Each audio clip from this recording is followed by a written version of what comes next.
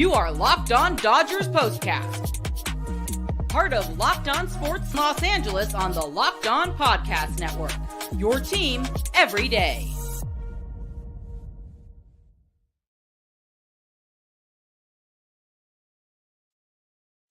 Well, hello there. Welcome to the Locked On Dodgers Postcast. I am Pete Fox.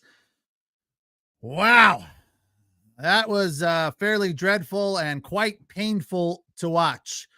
I've been covering sports in LA for ESPN LA and NBC Sports Radio dating back to 2007. Tonight's Locked On Dodgers Postcast on the Locked On Sports LA YouTube channel. You can also listen to us on the Locked On Dodgers podcast feed wherever you find your podcasts. Is brought to you by eBay Motors. From brakes to exhaust kits and beyond, eBay Motors has over 122 million parts to keep your ride or die alive. With all the parts you need at the prices you want, it's easy to bring home that big win. Keep your ride or die alive at ebaymotors.com. Eligible items only. Exclusions apply. eBay guaranteed fit only available to U.S. customers. Well, Dodgers lose this series unless they rally in the ninth, and I don't see that happening. They are lifeless. They are listless. They need some Vita Vegemin. They are run down. They are out of gas. And some of the dire straits that some of our regulars from the chat were feeling yesterday kind of magnified today. I know that BC, for example, was very depressed after last night's win. Well, I can't wait to see how he feels. Last night's loss, rather. I can't wait to see how he feels after tonight's loss, because this was worse than that. The funny part about this game was, Tyler Glasnow came in off of a bad outing last time, so we thought he'd bounce back, and he was looking good. Everything was moving along nicely for him until that fifth inning. It was that whole adage, everything was good until it wasn't. And he just kind of unraveled there. I don't know what was going on, but the first four, he was striking people out. He leads the league in Ks, of course. Just dominating people with a variety of pitches. I believe he had 6 Ks, struck people out with a slider, the curve, high fastball, and then he reeled off 3 Ks in a row. Maybe it was 4 in a row on high four-seam fastballs. And then all of a sudden, in the 5th inning, there's that Carroll triple. Marino scored. Newman scored on that. And there was just bad pitches upon bad pitches. It didn't feel like Glasnow was dealing with the pressure all that well of the Dodgers not scoring runs. And that is something that lingers in the back of a pitcher's head. There is a little bit of extra pressure that they have to feel that doesn't always materialize, but clearly tonight it did. That Tyler Glasnow was out there pitching his ass off, and the Dodgers were doing basically nothing at the plate. I don't want to say absolutely nothing, because they were getting some hits. They were just terrible when it came to leaving men on base and hitting with runners in scoring position. Some of the other issues that have plagued them at the plate this year, well, they have reared their ugly head again. And like we've said over and over, when they've hit these bad patches, they won't last long, and it's better now than in September or October. But there's a handful of them. I don't exactly know where to start. I think I'm going to start with one of the more obvious ones, that Andy Pages just really, really struggling. Wonder if James Outman is starting to hit in AAA yet, because they might need to switch those two guys out, because Pages, his average still up over 200, his slugging still at 408, but he is 6 for 46 over the last, 8 to 10 games. That is dreadful. Shohei Ohtani with a hit tonight. Mookie Betts with a hit tonight. Freddie Freeman, as I say in the notes, needs a day off. The look of frustration on his face is just painful to look at. It makes me go, God, I'm glad I'm not a professional baseball player, especially one who is older, 35 years, almost 35 for Freddie Freeman, It's not getting any easier for him. And here's a guy who has had very, very high productivity and therefore high expectations on himself, not from other people, on himself his entire career. But he was not good tonight. Oh, just late on everything. That K in the fifth with runners in scoring position, he was a day and a half late. It was like he was like, whoa. You could tell on his face that he was late. It was just uncomfortable to watch. It wasn't like, just missed that one. No, he was bad. How many Ks did he have? 2. It felt like 4. I mean, so they just, the last one, he was like, yeah, kind of figured, walked back to the dugout with his shoulders slumped, sat down there on the bench, just didn't feel like he had that sort of, I'm so pissed right now. No, he was just out of energy, out of gas, demoralized. And I know that they will have a day off tomorrow, and that is so needed and welcome. This has been a long stretch. And again, they ran into a tough pitcher. This guy, Nelson, who did not start. They had an opener who went 2/3 of an inning, but Ryan Nelson came in the first inning, went 5, walked 3, but gave up no runs on 5 hits. The thing that he wasn't terrible. I don't think he was dominant, though. He was throwing fastballs right down Main Street, and the Dodgers just weren't making contact all the time, especially when they needed to. 0 for 8 with runners in scoring position, and they left 8 runners on base. Hayward 0 for 1, Ohtani 0 for 2, Will Smith 0 for 1, Pius 0 for 2, Freddie Freeman 0 for 2. So that's just not good enough. Not good enough. Some of these guys have got to get hits. And Andy Pius continues with runners on second and third with 1 out. Strikes out on a fastball right down the pipe. Why? Because he was trying to hit the ball 550 feet. Come on. Shorten up, put the ball in play, and score a run. Is it too much to ask? I know I'm harping on that over and over again, but Mookie Betts does it. Even Shohei Ohtani does it. Put the ball in play. Find another swing. You're a Major League Baseball player. You're going to be right down AAA if you keep doing that. 6 for 46. I think BC could do 6 for 46. Or, if you platooned BC and Craig, 2 of our regulars, they could probably get 6 out of 46 hits. I'm not going to say that I could, because I know you guys would rip me a new one. 6-0. It's not officially over yet, but 2 outs in the bottom of the 9th. Let's take our first break. Dodgers just reeling right now. The offense is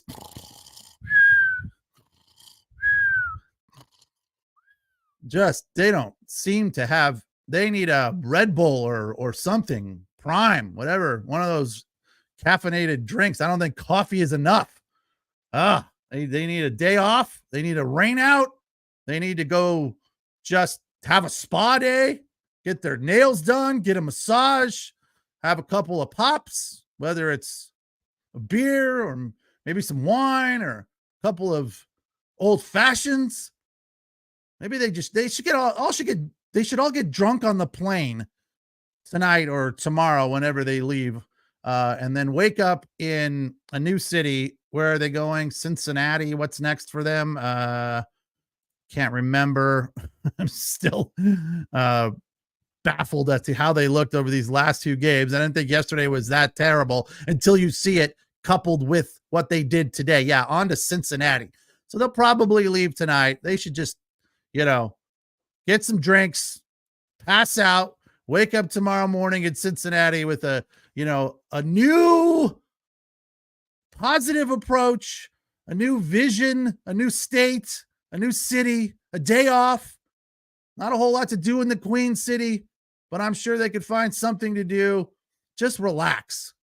Maybe they leave tomorrow night. That might be good. Be at home for an extra day and then wake up in the Queen City with a new sense of purpose.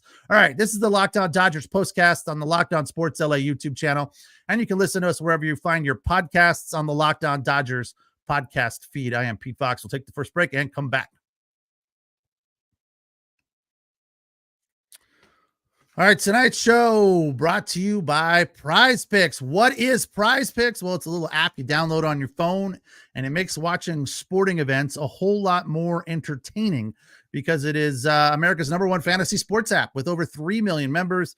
The easiest and most exciting way to play DFS because it's just you against the numbers. You pick more or less on 2 to 6 players and their stat projections and watch the winnings roll in, especially if you're, if you're a big fan of a team.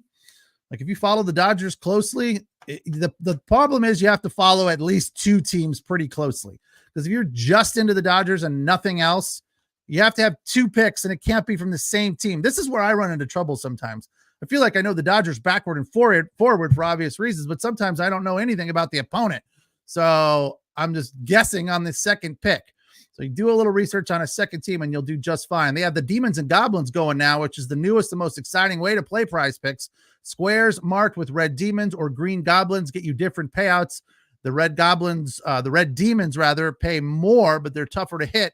And the green goblins pay less, but they're a little easier to hit. I'm a fan of those. You can win up to 100 times your money with as little as 4 correct picks. You also get quick deposits and easy withdrawals. My initial deposit was super painless and hassle-free, and that was nice to see. I also got that 100% bonus up to $100. So go to prizepicks.com/LockedOnMLB and use the code LockedOnMLB for a first deposit match up to $100. prizepicks.com/LockedOnMLB. Pick more, pick less. It is that easy.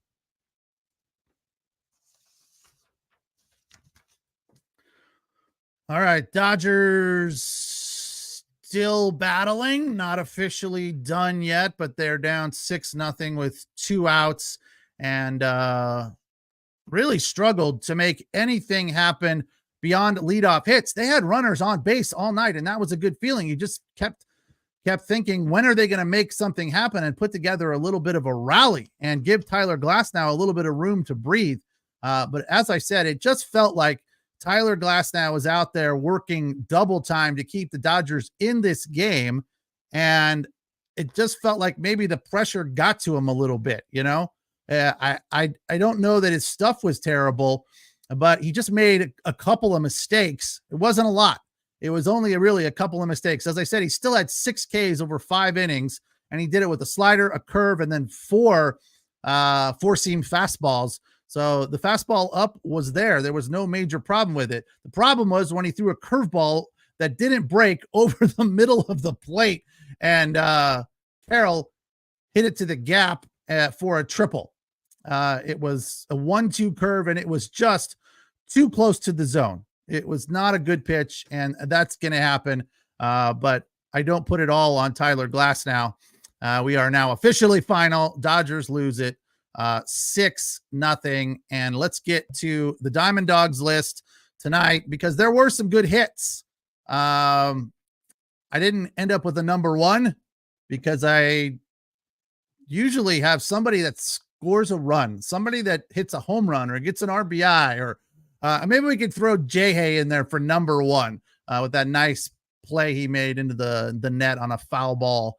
But let's start at number 5. Mookie Betts with a 1-out double in the third. It came on a 2-1 cutter.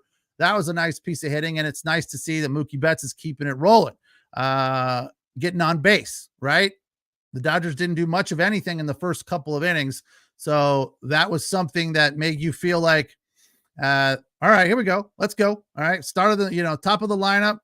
It was a 1-out double, so not exactly what you're looking for, but hey, getting guys on base is what you need. Again, they were 0 for 8 with runners in scoring position and left 8 runners on base. I think they were 1 for 14 or something like that with runners on today. It was just awful. For number 4, Gavin Lux, a 1-out double in the fourth, a first pitch fastball that he turned on and ripped into right field. First pitch breaking ball, rather. It was a really nice piece of hitting because he was ready and just unleashed on that. And it's nice to see that he is finding his way. He's hitting the ball. Problem is, he's not doing it with runners on base. 2 hits tonight. His average up to 212. So you Lux haters can calm down for a little bit. For number 3, Kike Hernandez in the 5th. So we had a leadoff guy on in the 4th. Mookie got on in the third with one out. So early in the frame, in the fifth, Kike Hernandez, a leadoff hit, came on a slider. Again, nothing to show for it. For number 2, Teoscar Hernandez, a leadoff hit in the sixth. Lux followed with an opposite field single on a four-seam fastball. So back-to-back, second and third. And then Freddie Freeman, nothing. I think it was Freddie Freeman that struck out there. But the fact is that whoever it was, it might have been the Andy Pages strikeout. Second and third, one out. No, I didn't put the inning there. So bottom line was they just had nothing in the way of clutch hitting tonight at all. Through 5, they were 0 for 7 with runners in scoring position and finished tonight 0 for 8 with runners in scoring position. Will Smith behind the plate, 2 passed balls. Right after Oral Hershiser said something to the effect of, "It is nearly impossible to get anything past Will Smith. He's like a brick wall back there. And, runners just don't score when a pitcher throws one into the dirt and Will Smith is behind the plate." The very next pitch, pass ball. And then he missed one. He didn't even bounce. He just didn't catch it. So you could tell that he was a little frustrated as well and just not giving the kind of performance and energy that we see from Will Smith on a regular basis. More on the Dodgers slump. Here's a stat that was kind of mind-boggling. They're hitting around 180. I think it was 182, 183 since Will Smith's homer on Monday in the third inning. So that's why I was a little frustrated that all of that offensive pop came in one frame, because they just fall asleep afterwards. They don't seem to have that rally mentality. Let's keep it going. Let's put up some more runs. Let's bury somebody. They don't do that. Or they're not doing it right now. They have in the past, but they're not doing it right now. Freddie Freeman is in desperate need of some chicken bones, or a day off, or, something. He needs to get away from baseball for a little bit. Sometimes the Lakers will send LeBron home early. Sometimes the Clippers send Kawhi Leonard home early. I think the Dodgers need to send Freddie Freeman home early. Just go home and be with your family and don't think about baseball. Don't do anything. Float in the pool, because I'm sure you've got one.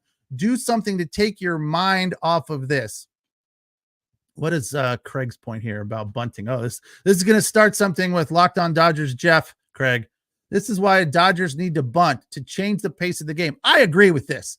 I agree that at time, look, if it's okay for Shohei Ohtani to lay down a bunt, then it's okay for everyone in the lineup to lay down a bunt here or there to get on base, move runners over, make something happen.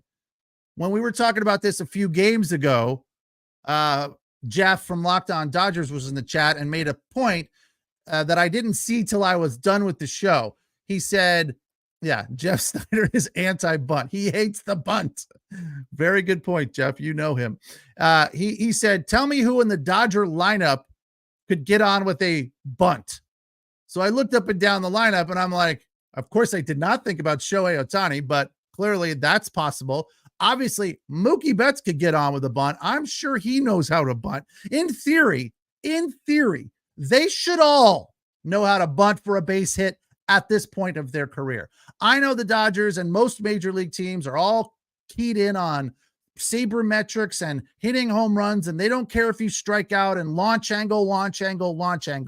But there are times when you have to be better than the slump, right? You got to figure out a way to get out of it. It's not just go up, and it's not like basketball, I don't believe, right? Shooter's going to shoot, and you got to shoot your way out of a slump.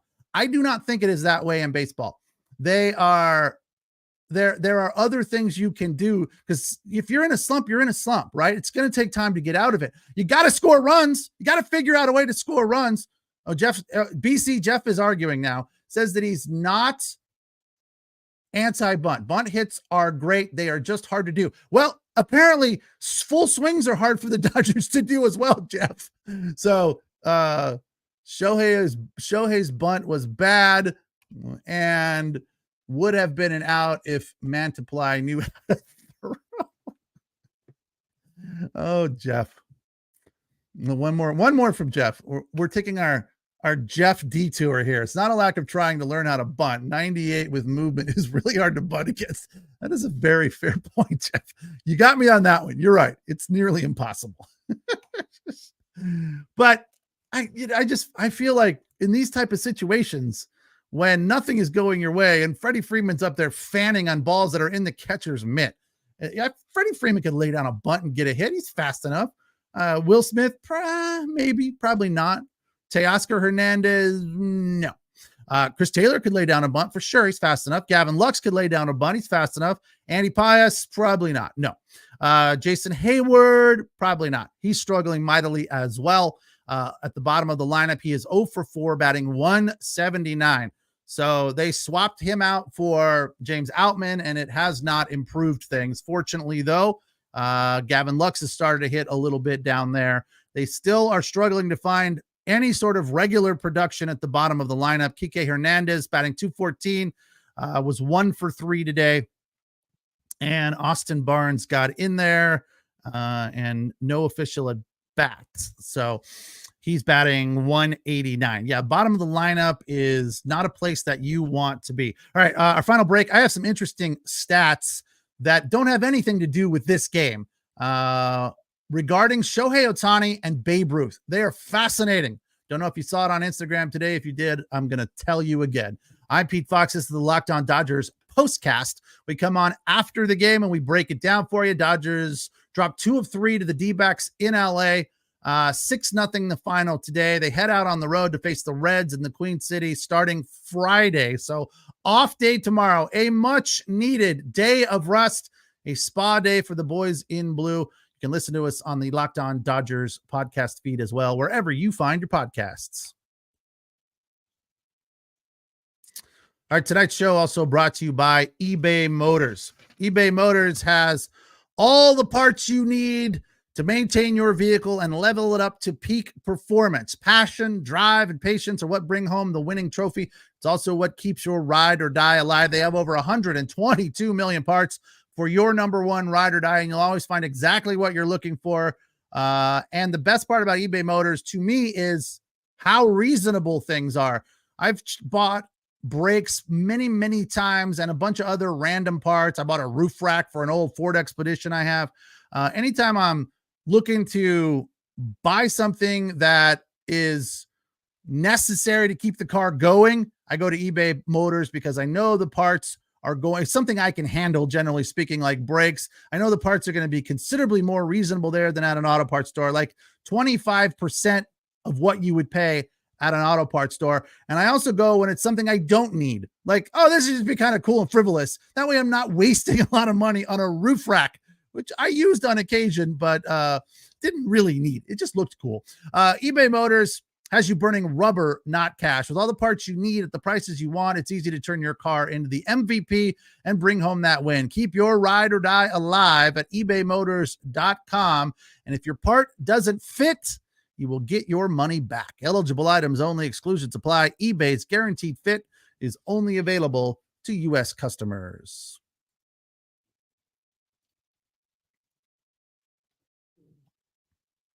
All right, Dodgers shut out 6-0. This one was scoreless until the 4th when the D-backs put up 3. And the 4th or the 5th? 5th, sorry. Yeah. Carroll had the triple to score 2. And then Carroll scored on a wild pitch from Glasnow. That was more of a pass ball, if you asked me, but I guess they scored it as a wild pitch. And then Christian Walker, another home run. He homered last night. This one was another bomb, 417 feet right down Main Street, and he doesn't miss those very often. As I mentioned last night, he just thrives against the Dodgers, and here are the numbers. In 86 games against the Dodgers, 65 hits, 21 home runs, and 49 RBI. Yeah, his average, though, not really that high. I think it was in the low 220s, 240 in that neighborhood, but just big power numbers. 86 games, 21 home runs, 49 RBI, and 65 hits. Yeah, I don't know what it is about the Dodgers, but that guy likes to hit against the Dodgers. All right, here's the interesting, just mind-boggling stat that I stumbled into today when you compare where Shohei Ohtani is in his career at this point to where Babe Ruth was in his career at this point, right around 100 years ago. I mean, when Ohtani was pitching over the last 4 or 5 years, we're always comparing Ohtani to Babe Ruth. It seemed like every single night you'd find a stat that hadn't been done since Babe Ruth did it in the 20s, right? Well, over 725 games, the first 725 games from Babe Ruth and Shohei Ohtani, they both have hit 176 home runs, and their pitching record is off by 1. Shohei Ohtani has 38 wins versus 19 losses, and Babe Ruth had 37 wins versus 19 losses over his first 725 games. That to me is just remarkable and mind-boggling. How is that possible? Absolutely crazy. All right, Dodgers fall to the D-backs tonight. 6-0 the final. Not a clutch bone in anyone's body. 0 for 8 with runners at scoring position. Nice to see a couple hits from Gavin Lux. Teoscar Hernandez, 1 hit, 2 walks, so that was good. He got on base all 3 times. Mookie Betts had a walk and a strikeout and a hit. 1 for 3, his average at 330. Shohei Ohtani, 354, going 1 for 4, still a slugging of 646. And that's nice to see. Of course, he continues to lead the league. This was the stat I stumbled into coming into the game that was kind of interesting about the Dodgers slump. Their batting average over the last 12, 215 with 12 home runs, 32 extra base hits, and 46 RBIs. So the batting average, obviously, over the last 12 definitely needs to be improved. I mean, this team, not too long ago, I don't know if they still are, they were leading the league in hitting, and it wasn't close. Their batting average was like 280. They are, let's see here, all Major League Baseball team batting. Let's see where the Dodgers are now. They've dropped down to 3rd in, what is this number? Yeah, batting average now 3rd for the Dodgers in the league at 257. So that's fallen off quite a bit from 280. Obviously, 280 was something that nobody thought they were going to keep up, but to fall off that quickly, that rapidly, explains why they are where they are right now, struggling with a 215 average over their last 12 and just 12 home runs. So an average of a home run a game.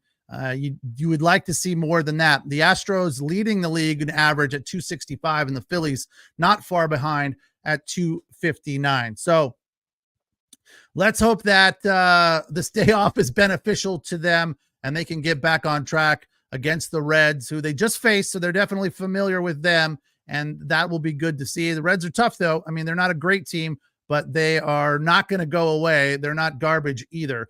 Dodgers will head into that game on Friday with James Paxton, the Big Maple, on the mound, a 33-19 record and a 14-8 record on the road against the Reds, who are 20-29 and 10-14 at home. Maybe just what the doctor ordered for the Dodgers. This is a good question from King Yellowman.